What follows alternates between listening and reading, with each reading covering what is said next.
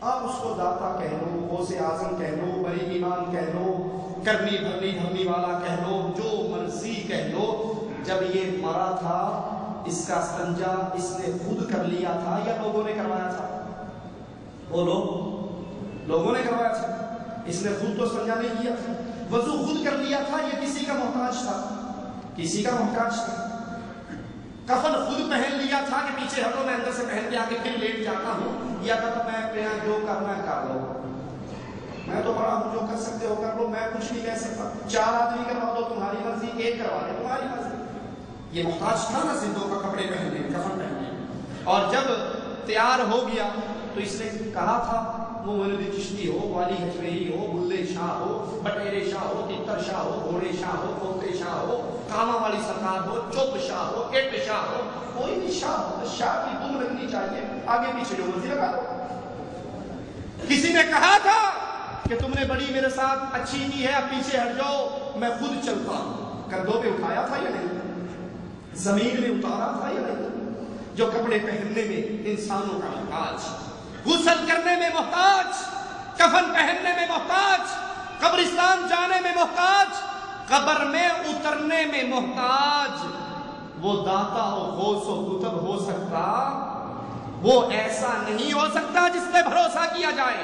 توکل عبادت ہے، وتوکل علی الحی الذی لا یموت۔ دجال سے بھی بچنا ہے تو اللہ پر بھروسہ کیجیے، اللہ پر توکل کیجیے۔ اسی طرح آج دجال کے شاگرد، دجال کے چیلے پیری فقیری کے روپ میں ہماری گلیوں میں پھر رہے ہیں۔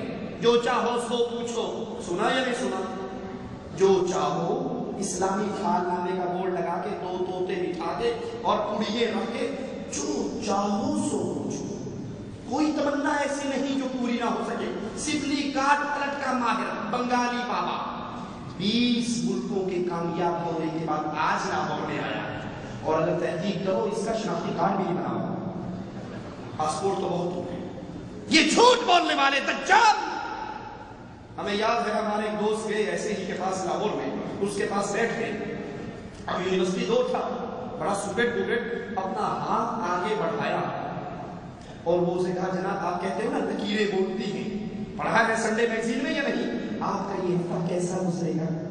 ہیں لکیریں بولتی ہیں، 10 شناسی، کہا یہ ہاتھ دیکھیے ذرا بتائیے یہ جو ہاتھ ہے یہ لکیریں ہیں یہ کیا کہتی ہیں کہ یہ ہاتھ اور یہ تھپڑ میں آپ کے منہ پہ میرا مطلب ہے ماروں گا یا نہیں ماروں گا؟ اس نے ہاتھ باندھ دیا، اس نے کہا بابا مجھے پتا ہے تو وہابی ہے، مجھے پتا ہے تو وہابی ہے، 2 ٹائم کی روٹی لگی ہوئی ہے، کیوں لات مارتا ہے؟ یہ جاہل صوفیہ، یاد کر لیجئے رسول اللہ صلی اللہ علیہ وسلم نے فرمایا جس نے جا کے ان سے کوئی بات پوچھی اس کی تصدیق کی، اس نے محمد پر اترنے والی شریعت کا کفر کر دیا۔ ان پیروں اور فقیروں کے جالوں سے باہر آئیے، قرآن سے تعلق جوڑیے، قرآن ترجمے سے پڑھیے۔